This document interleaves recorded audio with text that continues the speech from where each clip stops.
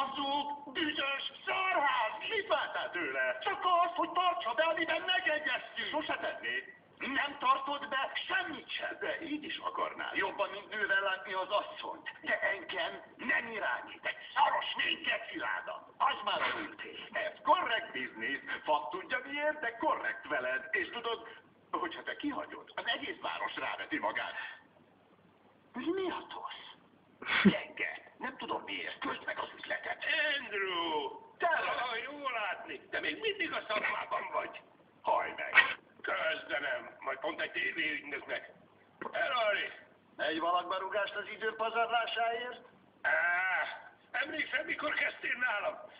És a konditeremben öklöztünk. Ott te kaptál. A főnökön voltál. Hagytalak. Most is kikaptál, te is tudod. Nyilván okkal kúsztál el idáig. Mi az?